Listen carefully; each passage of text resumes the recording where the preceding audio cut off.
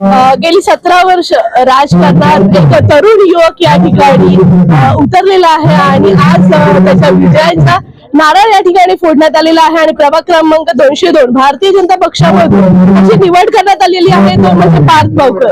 आज आपण या ठिकाणी प्रचाराचं नारळ त्यांनी फोडलेला आहे।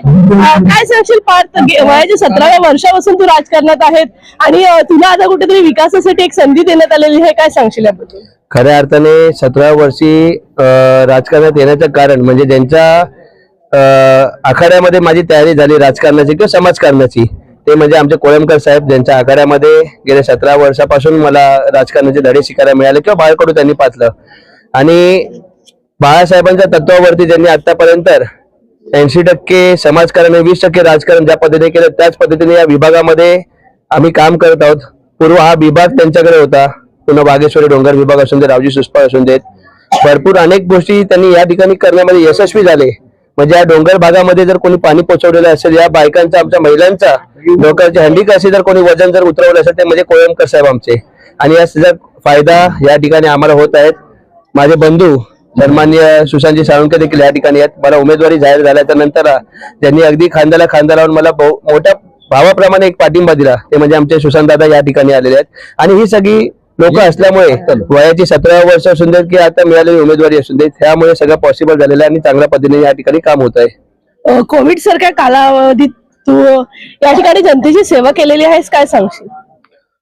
खरं म्हणजे महामारी जेव्हा चालू झाली, सुरुवात झाली, तेव्हा ज्यांच्याकडनं जनतेला अपेक्षा होती ते रस्त्यावरती उतरले नाहीत।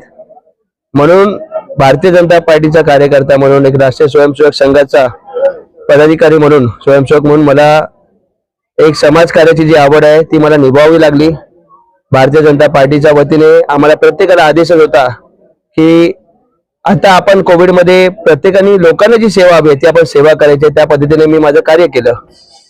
या ठिकाणी नागरिकांना, शिवडीमधील असंख्य नागरिक या ठिकाणी भारतीय जनता पार्टीच्या सोबत आहेत आणि नागरिकांना काय आव्हान करशील आणि विकासाची एक तुला विकासाचं काय एक विजन घेऊन तू या ठिकाणी आलेला आहेस? खऱ्या अर्थाने विकासाचं विजन ज्यांनी आम्हाला प्रथमतः मांडलेलं आहे ते म्हणजे या राज्याचे मुख्यमंत्री सन्माननीय देवेंद्रजी फडणवीस साहेब आणि आपल्या या राज्याचे उपमुख्यमंत्री आपल्या शिवसेनेचे सर्व सन्माननीय एकनाथजी शिंदे साहेब।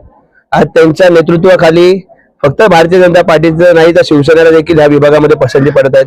आमच्या शिवसेनेचे या ठिकाणी उपसमन्वयक आहेत सन्माननीय सुशांतजी साळुंखे साहेब, आमचे शाखा प्रमुख असेल भरतदादा पालांडे या ठिकाणी आहेत। परत त्याबरोबर आमचे आरपीआयचे देखील पण आता त्यांना हल्ली महासचिव भेटलेले आहेत, आमचे सन्मान दादा देखील आहेत। म्हणून ही महायुतीचं जे या ठिकाणी युती झालेली आहे त्याची आवड, त्याची निवड आणि त्याला 100% येत्या 15 तारखेला लोक मतदान करतील।